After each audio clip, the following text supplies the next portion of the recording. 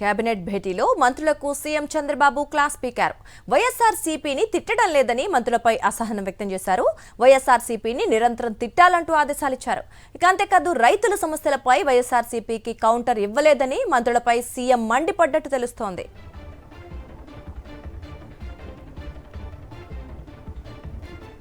Cabinet సమావేశంలో మంత్రులపై CM Chandrababu అసహనానికి సంబంధించి పూర్తి డీటెయిల్స్ మా ప్రతినిధి సతీష్ అందిస్తారు.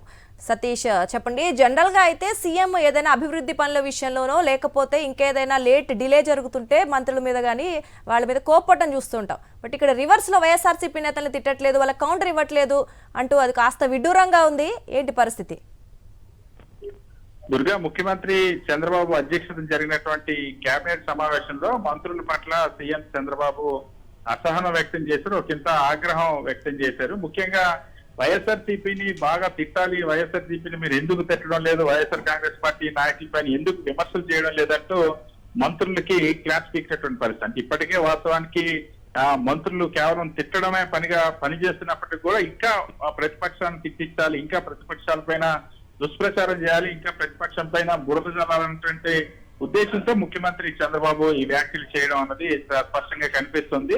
ముఖ్యంగా ఇటీవల కాలంలో ఆక్వా సమస్యల పైన, అదేవిధంగా నిన్న పొగాకు రైతుల సమస్యల పైన కూడా మాజీ ముఖ్యమంత్రి వైఎస్ఆర్ కాంగ్రెస్ పార్టీ అధ్యక్షుడు వైఎస్ జగన్మోహన్ రెడ్డి రైతులకు అండగా నిలుస్తున్నట్టు ప్రకటించారు. ఆక్వా సమస్యలకు సంబంధించి ఆక్వా రైతులు చేసినటువంటి పోరాటానికి భీమవరం వెళ్లి మరి మద్దతు ఇచ్చారు. సో భీమవరంలో వచ్చినటువంటి ఆ భారీ జనం గానీ, అక్కడ రైతుల సమస్యలకు సంబంధించి వైఎస్ జగన్మోహన్ రెడ్డి ఇచ్చినటువంటి మద్దతు కానీ, ఈ రైతుల కోసం చేసినటువంటి పోరాటం తెగ అన్నది ఇప్పుడు చంద్రబాబు కేబినెట్ కి తగిలింది.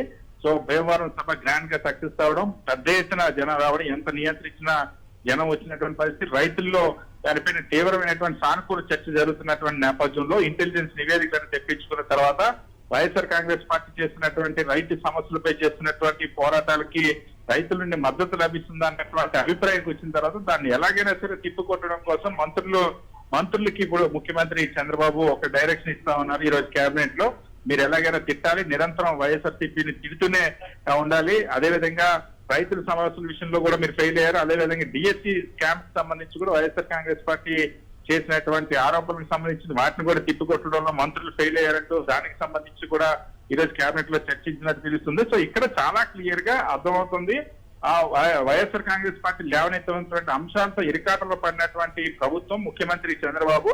సో దానికి తిప్పికొట్టడం కోసం మంత్రులు మరింతగా తిట్టడమే పనిగా పనిచేయాలన్నటువంటి ధోరణిలో ఈ రోజు కేబినెట్ లో దిశానిర్దేశం చేయడం అనేది మంత్రులను కూడా ఒక ఆశ్చర్యానికి గురి చేసింది. Right Satish, thanks for the updates.